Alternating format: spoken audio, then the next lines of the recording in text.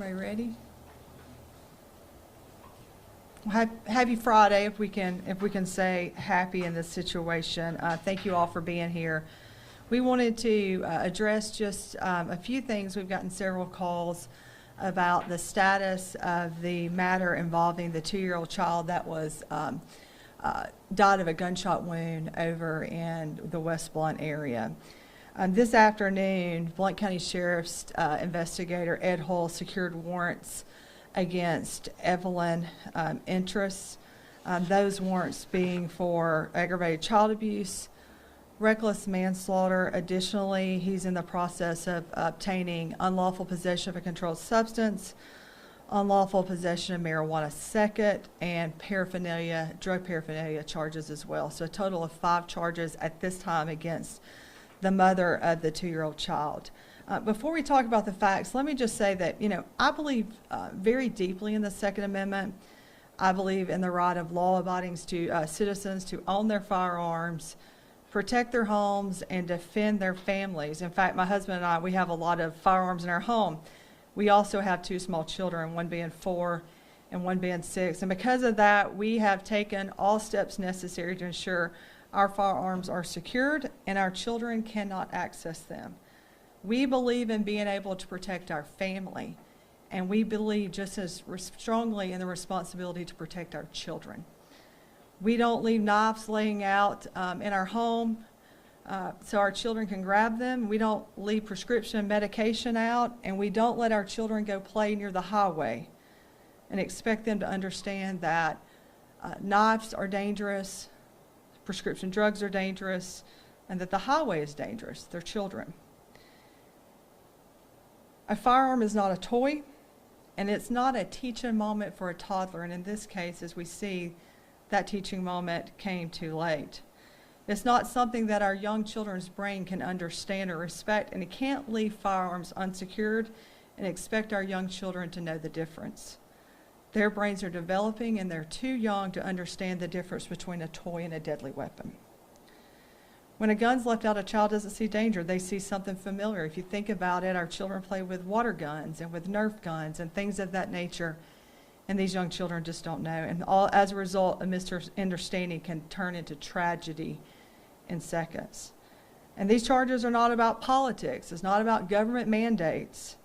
It's about responsibility and valuing lives that God's placed in our care.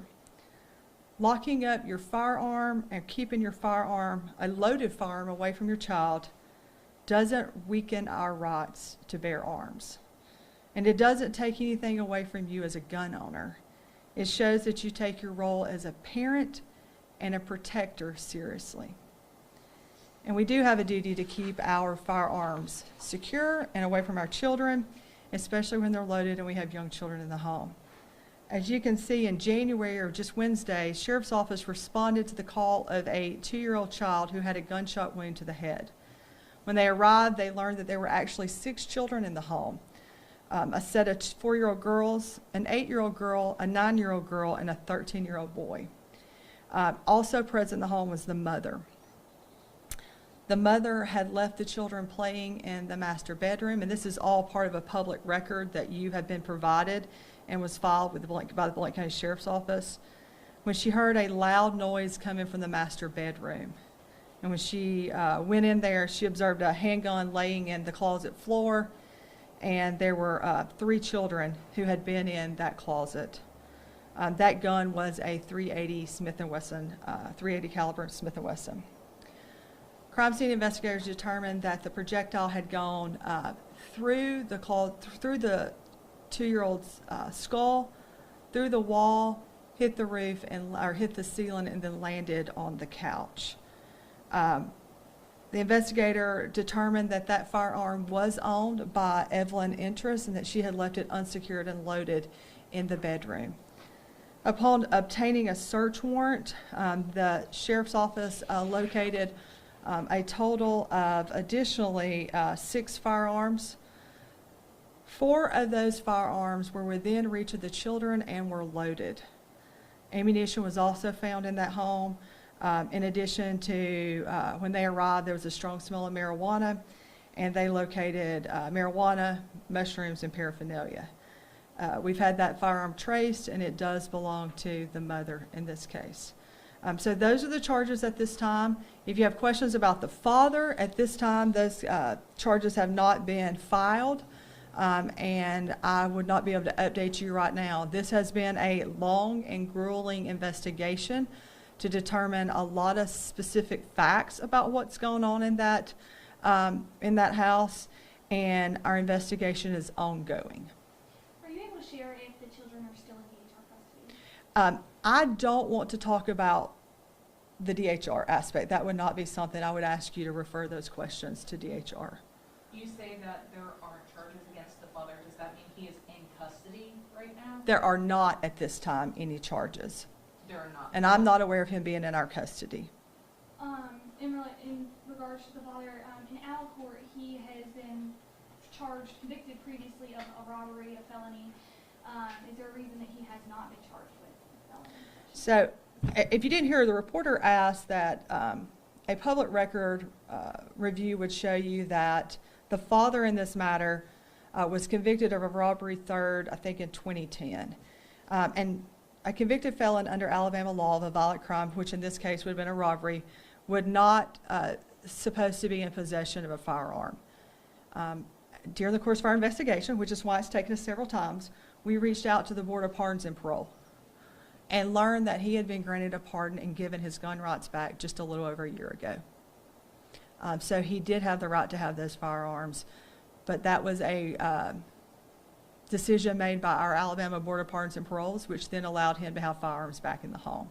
And let me say, as with any press conference we have, all people are presumed innocent until proven guilty in the court of law, and they will have their right to a trial which is allowed under our Constitution, and they have the right to be presumed innocent until such time as the state proves their guilt beyond a reasonable doubt or they enter a plea of guilty.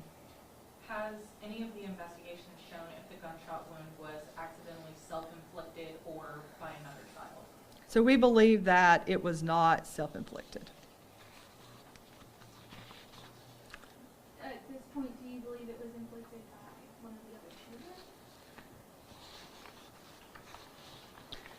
We believe it was not self-inflicted.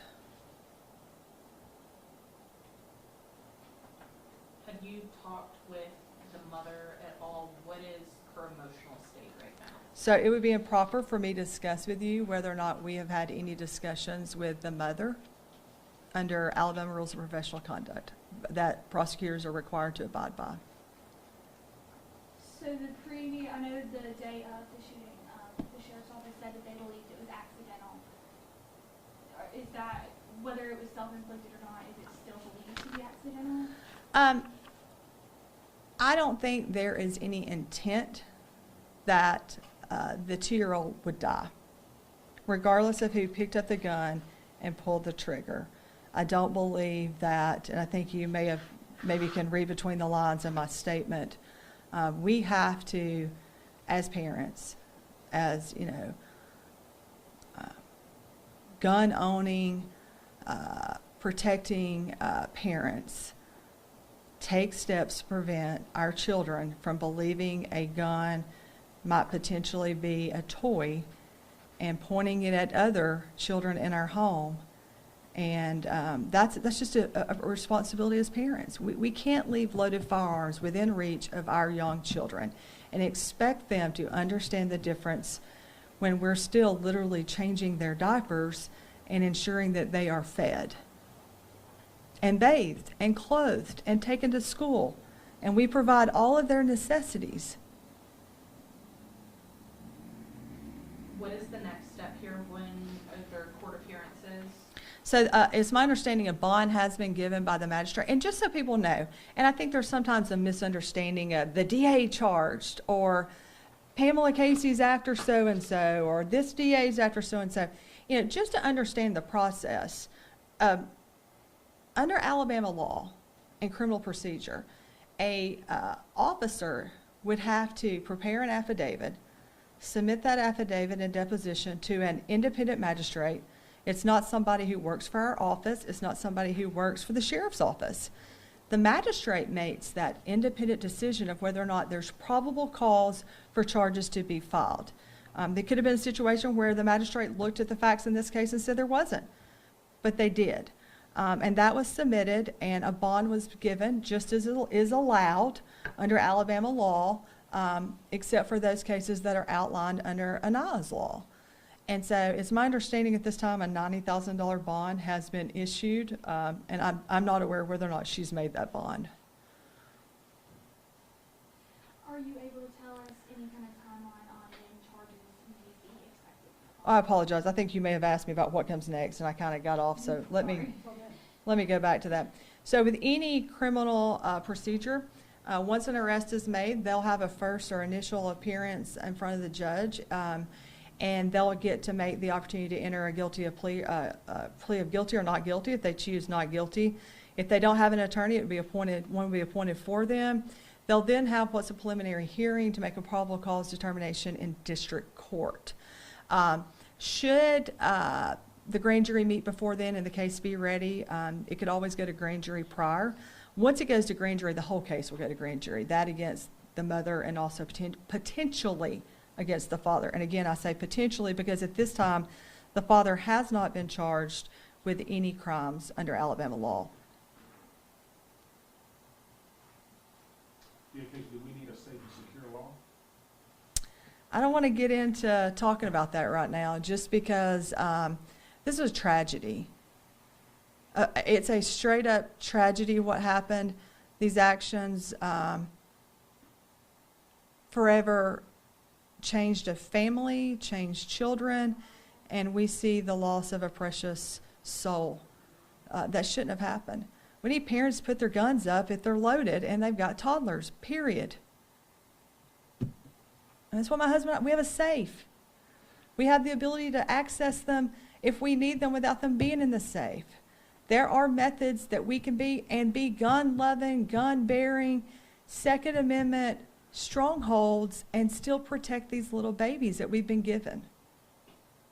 And that's what I would encourage parents tonight, is just to evaluate, where are my firearms? Are they accessible to the children? You know, even do children know you don't play around? We always, we were taught growing up. I mean, I'm a rural girl in the country. You treat all guns like they are loaded. Now, how hard is it to teach our children, put your shoes on, go brush your teeth, do you need to go potty? And yet we can't teach a child, a 2, a 3, and 4-year-old, to treat a gun like it's loaded, because their brains aren't, in fact, children's brains don't develop, your brain's not fully developed until you're in your early 20s. I mean, that's why we sometimes say teenagers make really crazy decisions and have hard times making decisions. So to expect a small child to be able to understand, that's why we as parents, again, do we leave knives laying out? Do we take the children down to the highway and let them just run around and play? We'd be appalled if we saw that. We'd be appalled if we knew that people were leaving knives laying all over their home. And so, I just strongly encourage parents to just, take a moment tonight, evaluate what you have, where is it, and make sure your children, you want to be able to ask, hey, look, we want to protect our home. I want to protect my family. My husband wants to be able to protect my family in the middle of the night if something goes on. But we can do that, and we can keep our rights and also protect our children. The sheriff had stated there were other guns in the home. Were they also registered to the mother? Or? We are still working through those traces on that. That's why I said our investigation's ongoing. I know you didn't necessarily want to speak to Reggie's question about the law, but do you, with the pardon, do you think that there may need to be stricter guidelines for how it's played? I have been for probably 10 or 15 years a vocal, I've been outspoken about actions that some of our times our Board of Pardons and Parole's taken.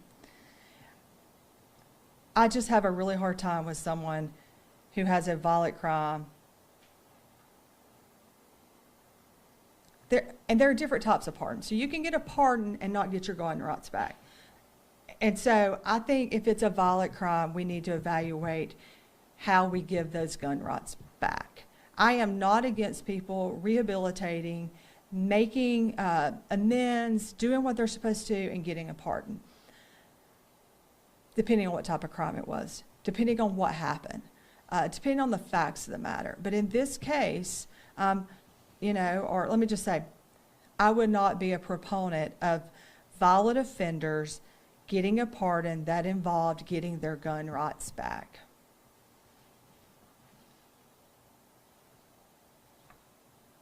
Thank you all so much. Hope you'll have a great weekend. It's going to get rainy. I hope you don't wash away in the flood of 2026.